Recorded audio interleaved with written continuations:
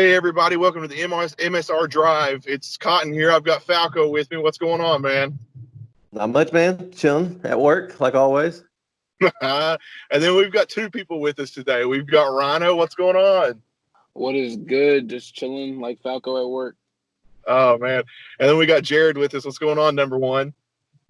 What's going on, guys? Just got off work, so you can tell. Nice. I've joined you in the just got off work club on this beautiful day. Hope the weather's as nice for y'all where y'all are at.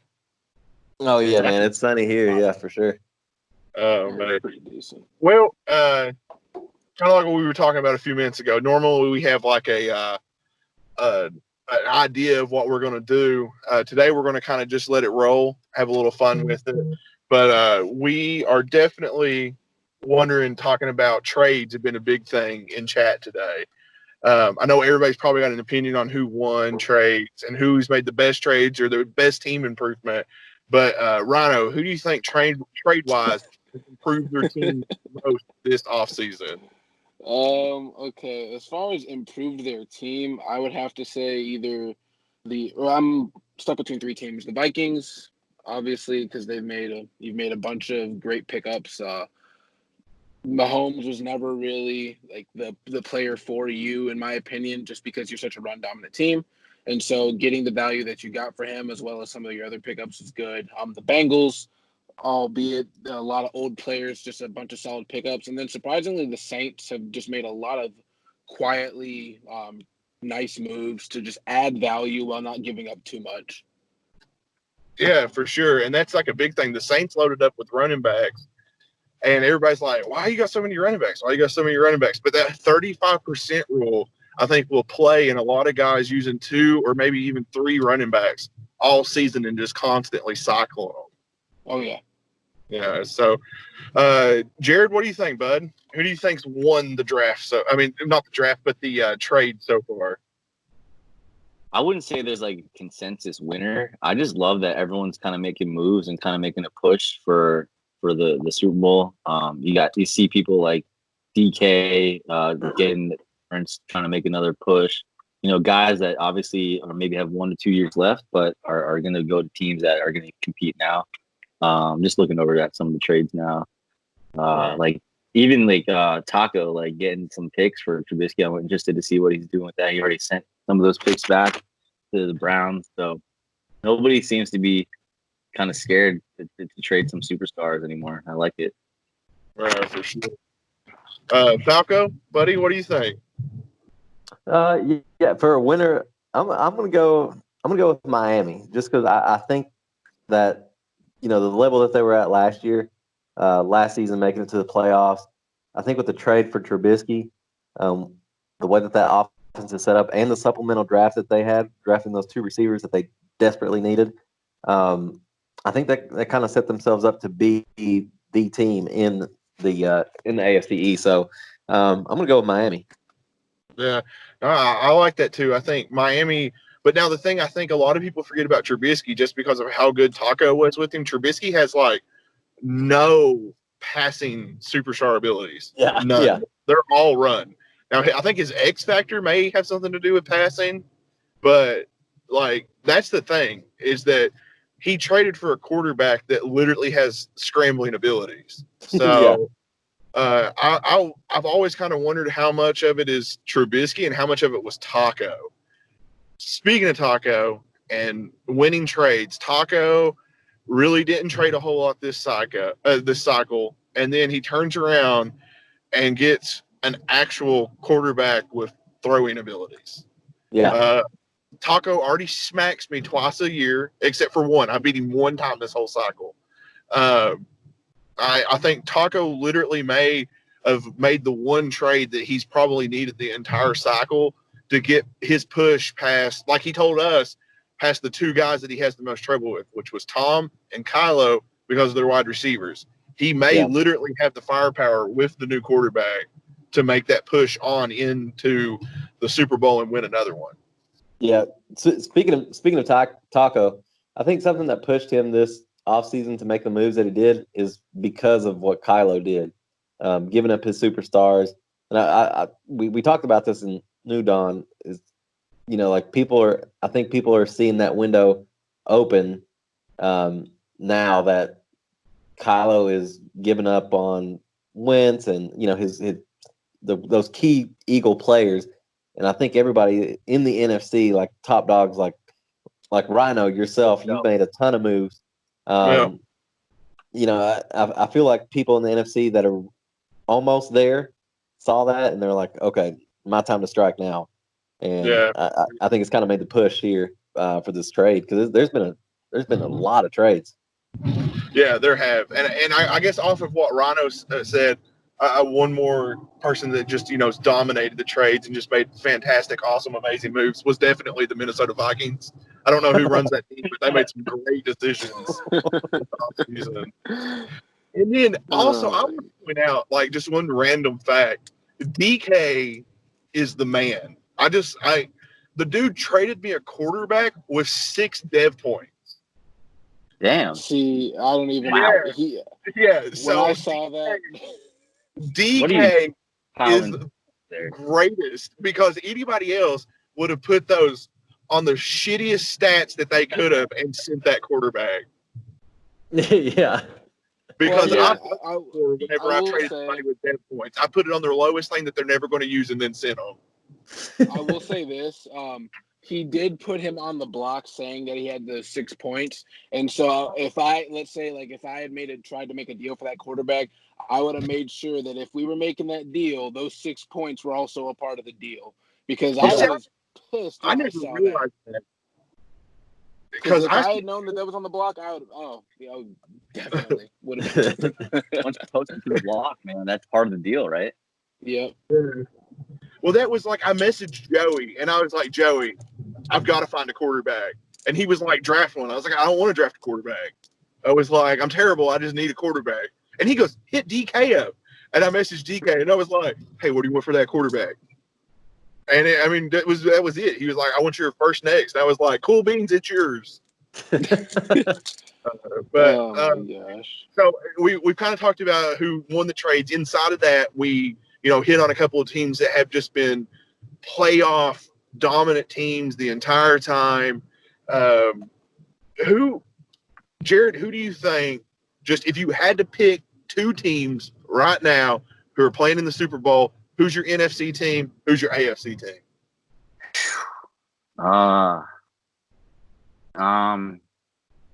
NFC, I'm gonna go with the Rams.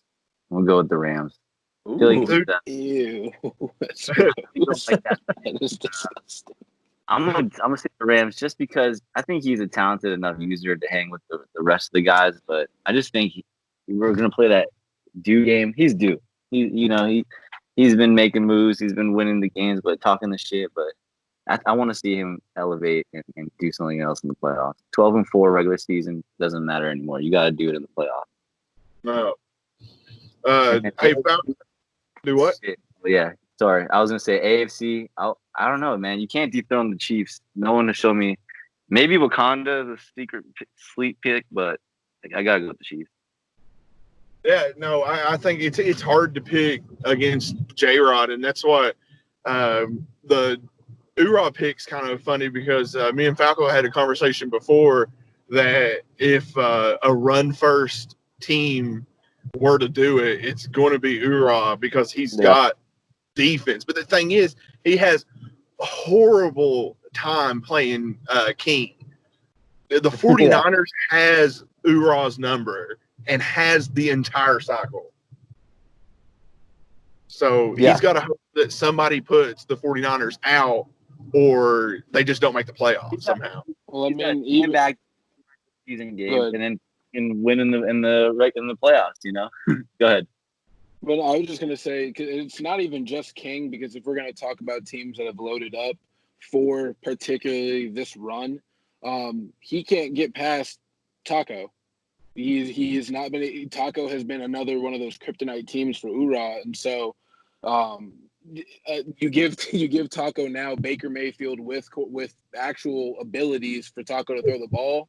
It's just going to be a harder time for Ura to try and come out at least in the playoffs, because I know he'll make it. He is a talented user, but the NFC is so saturated with quality users that it's difficult for any team to come out. Yeah, for sure. But so who would be your NFC team then? Like right now, if you're picking.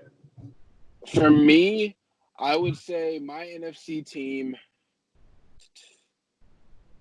if anybody is really due, in my opinion, even though they missed the mark last season, I'm going to say it's DK.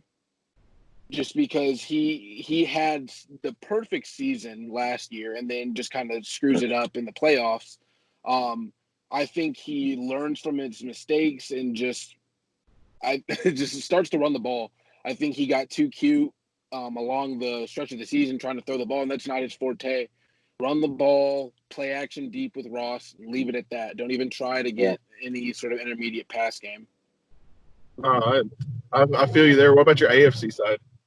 AFC, I'm going to say that J-Rod has fun like Kylo does this year, takes a year off. But I want to pick somebody that nobody really is going to be looking at, and I'm going to say BMT. I'm going to say BMT. Not that he's going to make the Super Bowl, but I think he is definitely going to make a push for those upper echelon AFC teams just because he's got an extremely talented roster and has just needed a couple picks or players here and there, and I think this is the year that he puts it together. And he quietly almost threw for 5,000 yards last season. With a 75 overall quarterback or 73, whatever it was. Yeah, it was. A lot of people didn't notice that. But, I agree with you. I think he has the ability to win the East over there. He's just got to try and make it through JJ3K. Yeah, well, the majority of his games were one-possession games, like 3 to, 7-point games. Like, he could have easily been like 12-4. And in those games, like, he could have beaten the top guys. Like, he took a lot of the playoff teams to the wire. Yeah, I know he definitely took me to the wire when we played. Yeah, I mean, what's fascinating about his passing stats too is that that wasn't his starter his entire season. He had Acosta for like the first 4 games or something like that. That's disgusting. Yeah. So that's just crazy. But that's a good pick, Ryan. I like that one. What about you, Falco? Who's your AFC side? We'll start on the AFC since you're in the AFC. Yeah, I don't want to. I can't pick the streaking Colts just yet. So I'm gonna say Sonny. I'm gonna say this is Sonny's time to shine because I think J-Rod's gonna have one of those years where he's just gonna have fun. Like Rhino said, it's gonna be the year where he's trying to fit the puzzle pieces together. And Sonny, he's been right there, but hasn't been able to go over that hump. I think this will be the season where he does it. So yeah, I'm going to go with Browns. All right, no, that's interesting. I like that pick. What about NFC?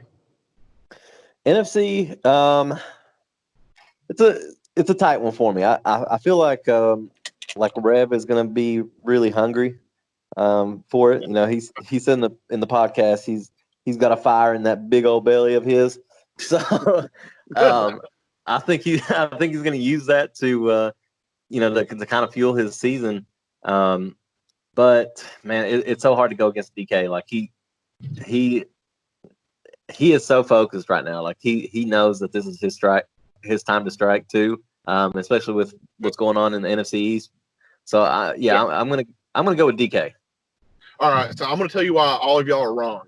I'm gonna say 2 names, and that is Baker Mayfield and Allen Robinson on a crunchy gordita supreme taco. So, that he has added all of the toppings to that baby, and it is like a Doritos Loco taco, and it's going to be insane. The difference in Taco's passing game, which was already top tier in MSR, will go beyond top tier, and it isn't going to matter. I think he walks through. I honestly could see 16-0 from Taco in the regular season. He's going to walk through everybody. He's going to walk through the playoffs, and then he's going to lose to J-Rod in the Super Bowl. So I just don't. I think J-Rod I think J-Rod wins the AFC, even if he closes one eye and ties a hand behind his back, for the simple fact that that team is ridiculous. He just wins. He wins and wins and wins and wins and wins again. And until somebody beats him and puts him out, like, I'm going to keep picking him. It's like, I'm going to keep kissing that gift horse in the mouth. So, yeah, I can see that. The one thing that gets me about J-Rod is if he uses that quarterback that he picked up 2 seasons ago, that was a star or whatever. He has that pressure trait or whatever that he throws like wonky passes if he gets pressure. so is he paranoid? Yeah, that's not good. So if he goes with him, and there's a ton of pass rushers in the AFC, that's my one thing with Sonny and that defense that he's built this season. I mean, he's got to get it straight or get another quarterback. If he gets another quarterback, I think he'll be fine. Well, see, here's the thing. Sonny can't stop the run, and J-Rod has like 14 superstar halfbacks now. So, I mean, like, that's true. I mean, like, he's built his team to beat everybody he's going to see in the playoffs. But, so speaking of like dominant people in here, Rhino, you had to pick the best MSR user this cycle right now on the spot. Who do you pick? Kylo. It's hands down, in my opinion. Yeah, I'm with you. And really just for the sole reason that when I've played both him and Kylo and J-Rod, you can call this spite or whatever you want to say. The reason I feel like I lost to J-Rod is due to my inability to have the players to compete. Kylo, whenever I have lost to Kylo, whether it's MSR or any other league, it has been because he has beaten me in a ridiculous battle of chess. It is just like the dude is just smart. He understands football and he understands Madden. And so it's extremely difficult to beat people that know what they're doing on both levels of the game. And along with the user skills that he has, he's, in my opinion, the best user. Oh. And then Falco agrees with you. Jared, what do you think, bud? Yeah, I mean, I don't want to hype up Kylo too much, but I know Kylo from another league. He actually got me into MSR and Genesis, so I've been losing to him for a while. And like Rhino said, he's cerebral. He doesn't turn the ball over, so he kind of will beat you with a bend don't break mentality because you're more likely to make a mistake than he is. So I think overall, like Rhino touched on, he's the best user. Not to say that there's other people not deserving it, but all around package. So I'm always the one that wants to throw a wrench into the system, but when you've got somebody, and it's an old saying, it's kind of hard to beat somebody when you're playing checkers and they're playing chess. Yeah. And that's Kylo walks out every day and checkmates somebody, and you're like, I thought we were playing checkers. And he's like, nah, fam, I win. Yeah. And he does it consistently. And I understand he traded his whole team, essentially, because they were getting old, but he's still going to win games. Like, he's still going to be in the playoffs, whether it be that he wins the East or he's a wild card, he's still going to be in the playoffs. Yeah. Like, yeah, he has another beat him week 16, sorry to cut you off, but like, and I won, but I could tell that he wasn't in it. Like, he was not the Kylo that I'm used to. So he can turn it up, which is scary because he's like his average is like our best. Yeah, well, that's what I was about to say. Was that way better than my best? Yeah, that's what I was gonna say. Is like Rev brought it up on New Dawn. Sorry, I keep bringing up New Dawn, but a lot of people made some good points. But Rev brought it up that he just that this upcoming season, he's gonna play to have fun, which means like he was playing bored the whole time he was winning championships, and now he's gonna play like focused in and have fun. No, but it's gonna be scary. I'm gonna say this: I get where he's coming from. Like I won 3 games last year. One of them was because of his suspension, and so I didn't get to play it. I had more fun last season losing 11 games than I have the entire cycle. And that may be hard to believe, but I had fun. I tried to pass the ball. I tried something new. I didn't stress. I didn't get pissed off because JJ had 285 yards and 6 touchdowns and I lost the game. So I was able to have fun playing the game. Yeah. So I can see that. Yeah, I can get where he's coming from. So, but you know, I don't know. Rhino, you got anything you want to bring up, add to it, say? I would like to file a report against Joey for taking advantage of me yesterday. What he did to me in that trade was not right, and I am just still upset now, knowing what could have been. But really, like all in all, like in all seriousness, MSR is heading in a great direction right now. We've got a bunch of content coming out from a lot of different avenues, and it's covering a lot of different stuff in the league. And so I'm just happy that we're all just doing our part and producing what we can and having a good time. So I'm just glad to be here.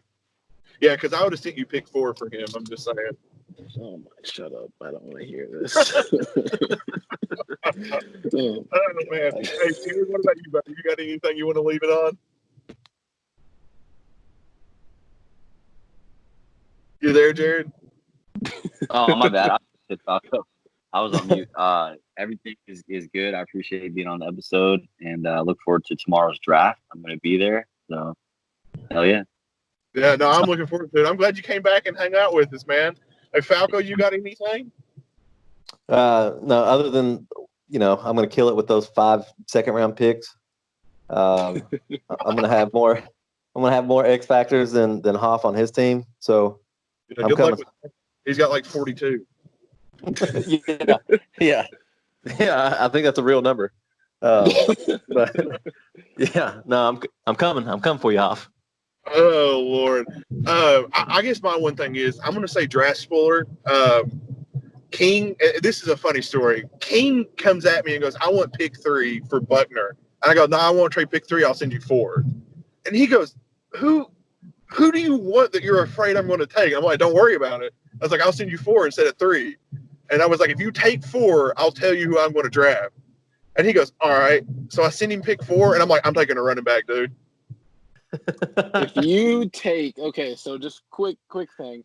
If you take who I think you're going to take, because I've got 2 people I've been talking to about the draft, and I've been looking at the draft board, and it was hard to project your pick, in all honesty, because you've done a really good job this offseason. And Kylo goes, "You're like, you don't have to worry about Cotton taking this guy." I'm like, "No, like that's a strong possibility." He's like, "I'm telling you, Cotton is going running back. And if you take the running back that I think that you are, good luck to the NFC North, because that dude's going to be a monster." Well, I have the original plan, and you can ask Falco because I messaged him. The original plan was to trade pick 4. I was going to draft running back. Yeah. Oh my God. Yeah. That's a real. I was like, real thing. one of them's going to be fantastic, and the other one's going to be really good. So, but yeah. So, anyways, all of you guys predicting the draft, I'm taking a running back at number 3. I got you. Yeah, 100%. All right. I can write that I don't one have down. another pick to like round 4, but I'm taking a running back. But anyways, I'm going to leave y'all with this. I love to ride motorcycles, and this will all circle back around in a second. It's wonderful. It's great. It's nice to be out, just you and the road. The weather's getting nicer. More and more people are going to be on the road traveling. Please, please, please, if you're out driving around, remember that the weather is nice and there are people on 2 wheels and you're in a steel cage. So look twice, be, noticing your motorcycles and stuff that are out. Everybody wants to go home to their family at the end of the day. So I'm going to leave everybody with that. And if you get a time or you get a chance, make sure you're checking out the New Dawn podcast with Falco. That stuff is amazing. The content is great. But that's it from all of us at the Drive today. And we'll catch you next time, guys.